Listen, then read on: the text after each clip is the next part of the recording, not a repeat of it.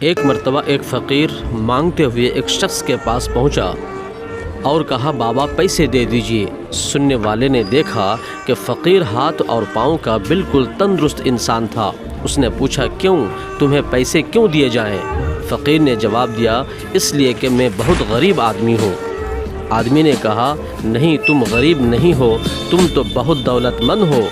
فقیر نے کہا مذاق مت کیجئے صاحب، میرے پاس دولت کہاں ہے، میں تو بہت غریب اور لاچار انسان ہوں، میرے پاس تو کچھ بھی نہیں ہے۔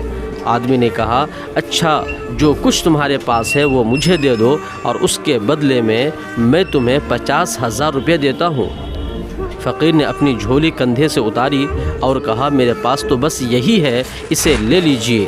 آدمی نے کہا نہیں، اس کے علاوہ بھی تمہارے پاس بہت کچھ ہے، تمہارے پاس 2 پاؤں ہے، ان میں سے ایک مجھے دے دو اور بدلے میں 10,000 روپے لے لو۔ فقیر نے دینے سے انکار کر دیا۔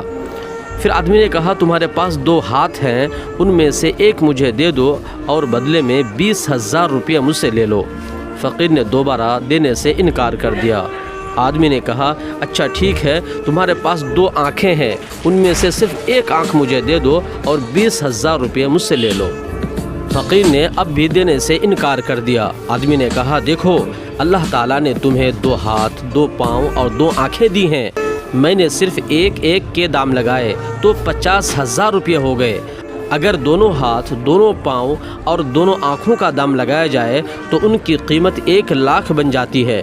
اس کا مطلب یہ ہے کہ یہ جسم جو تمہارے پاس ہے اس میں بے شمار چیزیں ہیں، اس کی صرف 3 چیزوں کا دام بھی کم سے کم 1 لاکھ روپے بنتے ہیں، پھر تم غریب کیسے ہو، تم تو بہت دولت مند ہو۔ دوستو حقیقت یہ ہے کہ آدمی کے پاس کچھ بھی نہ ہو تب بھی اس کے پاس بہت کچھ ہوتا ہے۔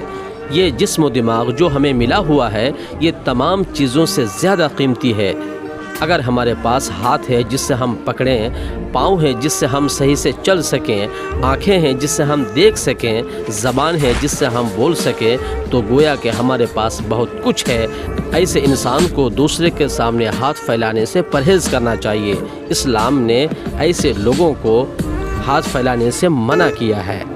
رسول اللہ صلی اللہ علیہ وسلم نے ارشاد فرمایا کہ الید العلیٰ خیر من ید السفلیٰ، کہ دینے والا ہاتھ لینے والے ہاتھ سے بہتر ہے۔ یعنی کہ انسان اگر کوئی ہاتھ پھیلاتا ہے تو یہ بہتر کام نہیں کر رہا ہے، یعنی اگر آدمی ہاتھ پھیلا رہا ہے تو اس سے پرہیز کرنا چاہیے اور خود محنت و مشقت کر کے اپنی کمائی خود کرنا چاہیے۔